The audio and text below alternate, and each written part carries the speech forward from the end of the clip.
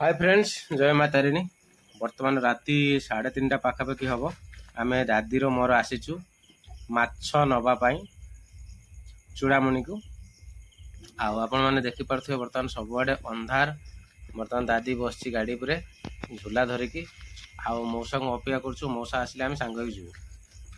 बर्तमान देखु केते अंधार किटिकिटी पूरा रास्ता अच्छी चारिपार्श्व पूरा अंधार लाइट पड़ी। मौसा आसिले आम आगमन करूँ चूड़ामणि को। चलते एवं इलिश पड़ी देख इलिश माछ किलो हूँ 200 टंका ना 250 टंका लेखा अच्छी किलो। ये पानिया खिया 170 टंका किलो पूरा माने किलो हिसाब से वजन करते। छोट शिला अच्छी 150 टंका 160 टंका किलो कहते।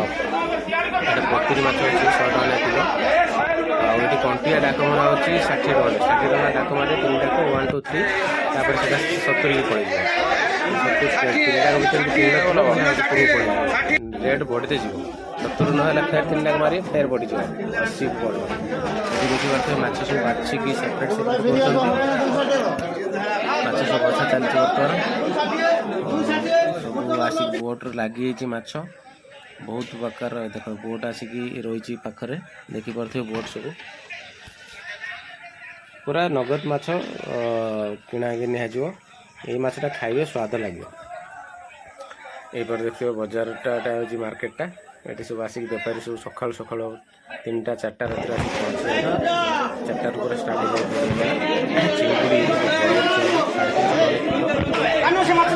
चिंगुड़ी बड़ शिला 180 190 टंका किलो।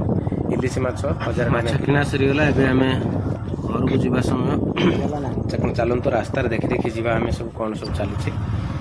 ये देखिपे बहुत सारा बोट लगी रही एपटे देखा जाऊनी। आगू देखिए एपटे लाइट जलुची एपटे चिंगुड़ी चाष होती एपटे सब बोट माछ धरा हो आसिक रही सारे। एपटे देखिए चिंगुड़ी चाष गुड़ाक आगू तो मुझे देखेबी बोट्रे सब माछ धरा बोट आसिक कमी लगी।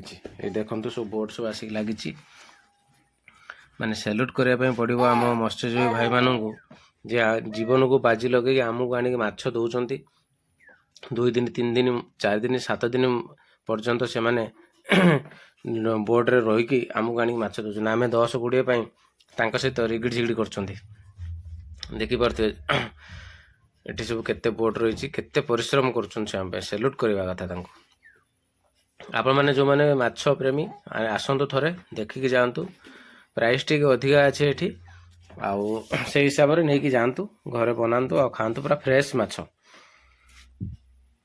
देखो केते प्रकार बोट रही डंगा भी रही सब माछ धरा आस सारे देखिपे पूरा भरपूर अच्छी पूरा बोधे 4-5 किलोमीटर खाली बोट ही लगी। बाबरे बाबा बहुत सारा बोट आप देखिए पूरा खुशी हो देखिपे देख केते बड़ बड़ लगी सब। यहाँ गोटे सैड से तो आहरी बहुत अधिका लगी बड़ बड़ लगी।